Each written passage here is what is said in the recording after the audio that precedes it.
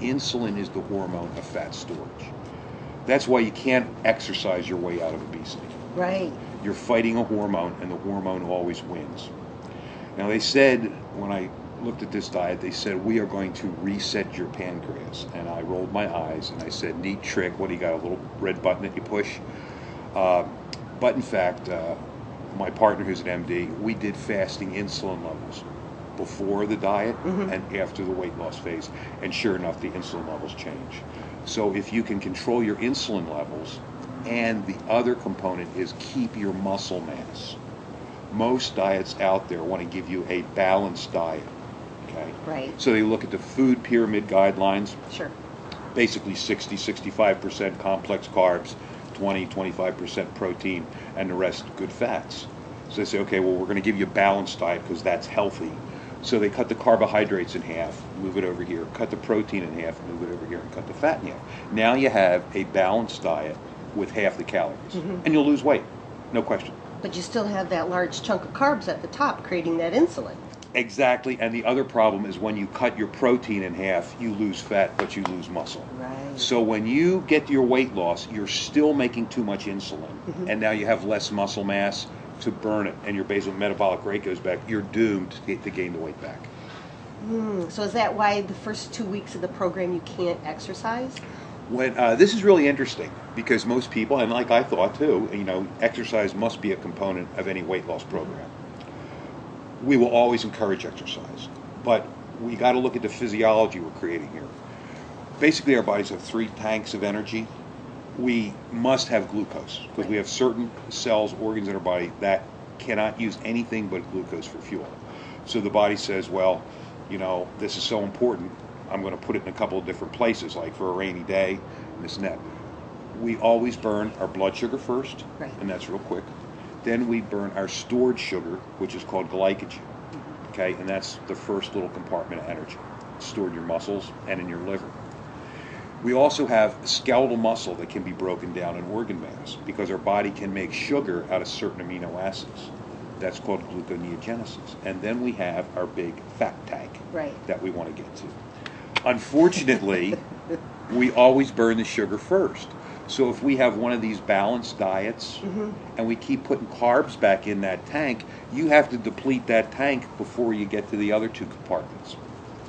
Now in our diet, we're going to run your tank, your sugar tank on empty. It takes about 3 days. Right. Now we're going to force the body to break down muscle and burn fat at the same time. But we don't want to lose muscle, so that's why we're going to feed the adequate amount of protein. This is not a high protein diet. It's not like Atkins. Right. We just give you enough so you don't lose muscle and force the body to live off its fat reserves. Now, is that why people are tired those first 3 days that they go on the program? Yes. Basically, the body says, hey, you're not giving me my orange juice and my toast in the morning, my sugar that I need for my energy. You're making me go into my reserves. Right. And the second day, it's like, whoa, wait a minute. Worse than not giving me, you're running out of my reserves. So I'm going to send you a little signal that I'm not happy. Like I might give you a headache, might make you feel a little nauseous, a little fatigued. The third day, it's like almost on empty, and that may be, with some people, especially if they're really, really addicted to sugar, could be a little tough. You might not feel very good. You say, hang in there, we're almost ready. Once that's gone, we're forced to go to these 2 compartments. Right. Boku energy. When you burn fat, you get 9 kilocalories of energy compared to 4 from sugar. 2.5 times the amount of energy per gram. So you run it on high test. People tell me you feel great. That 4th day, something different happened. Yeah, it's amazing how it is. So we always, make contact with them the first 3 days and give them reassurance that this is okay, hang in there. Day number 4, you're going to feel great. Right. And that's how we start. So going back to your question about exercise, okay, we ran out of sugar. We're breaking muscle and fat down at the same time, but we're feeding the muscle. We're burning fat at the maximum rate. We're actually can't use all the energy we're getting from that. So we spill ketones. You might have a little perfumed breath. If you take a keto stick and check your urine, you'll see it's dark purple. So we're actually peeing out calories. How cool is that? That's You good don't have to stuff. drop it, give me 50 or run around the block. But now, if you say, well, I'm going to really get this in high gear and go to the gym and exercise, you can't burn any more fat. You have no more glycogen.